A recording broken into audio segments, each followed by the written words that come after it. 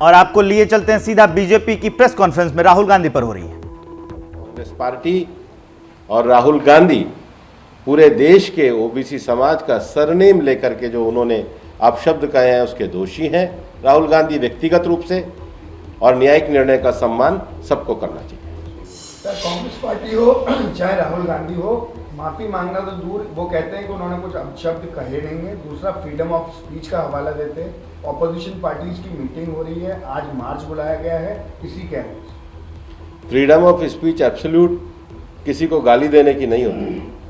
Freedom of speech का अर्थ किसी समाज को अपमानित करना नहीं होता।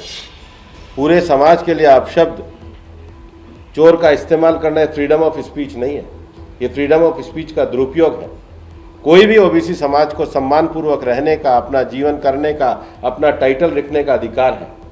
किसी टाइटल को गाली देना ये फ्रीडम ऑफ स्पीच नहीं है।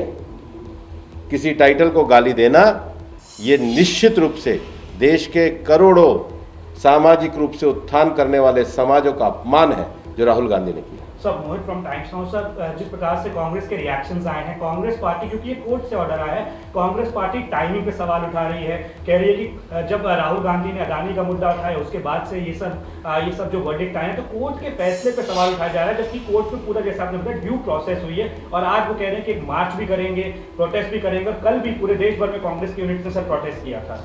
वो मार्च किस बात का करेंगे कि उन्होंने एक पूरे सरनेम को अपशब्द कहे। वो मार्च किस बात का करेंगे कि उनको ओबीसी समाज का अपमान करने का अधिकार है। वो मार्च किस बात का करेंगे कि उनका अहंकार किसी भी समाज को अपमानित कर सकता है।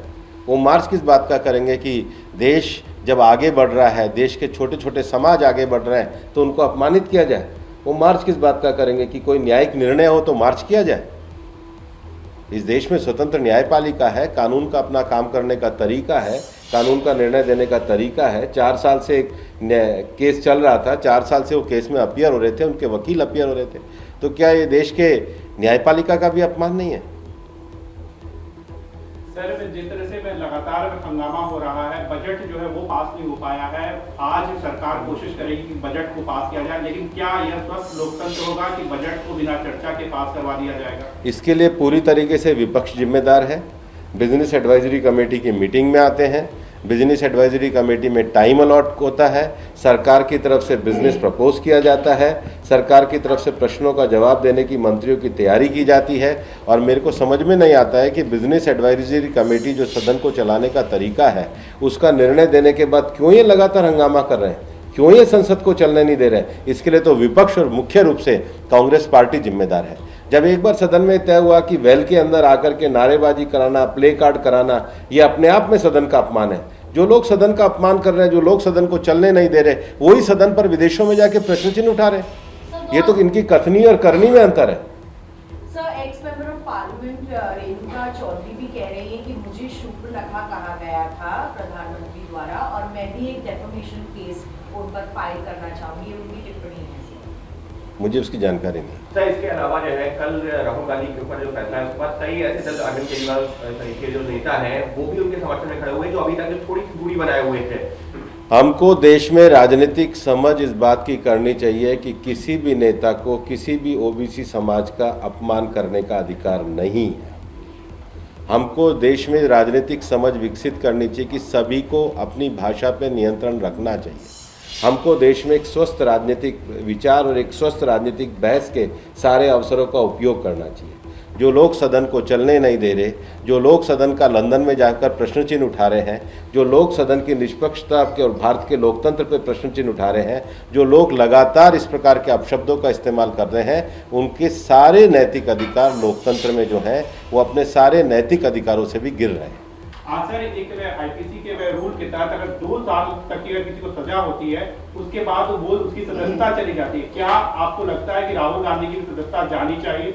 हमारे देश में निष्पक्ष संस्थाएं इसका निर्णय लेने के लिए कानूनी प्रक्रियाएं हैं, इसलिए इस पर मैं कोई टिप्पणी नहीं करना चाहता। सबके बीच में राहुल गांधी का जिक्र हुआ, अरविंद केजरीवाल और भगवंत मान जो कि चुने हुए मुख्यमंत्री हैं, उन्होंने भी जो है मंच से प्रधानमंत्री के लिए ऐसे शब्दों का इस्तेमाल किया। ये राजनीति के स्तर को गिरा रहे हैं और देश में राजनीति के स्तर को सबसे ज़्यादा शब्दों में राहुल गांधी ने गिराया है और कोर्ट के निर्णय से सिद्ध भी हुआ है। आपको ध्यान है कि पहले भी सर्वोच्च न्यायालय में उन्होंने माफ़ी मांगी थी।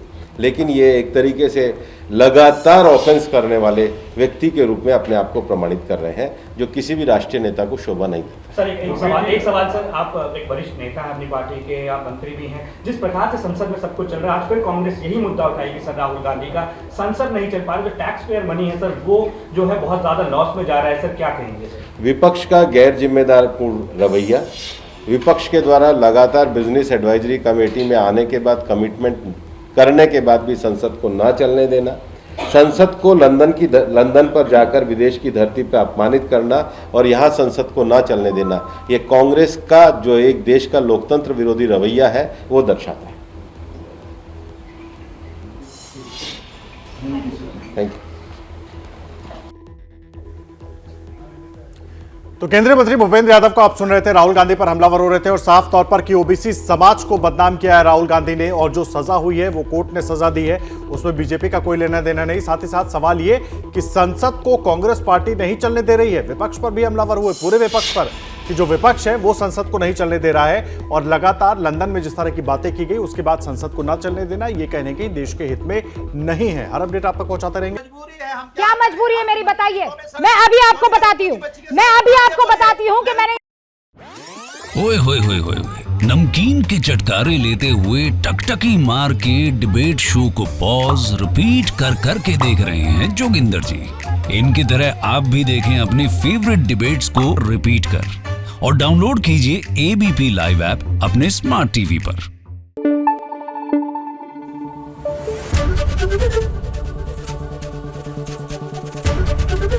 एबीपी न्यूज आपको रखे आगे।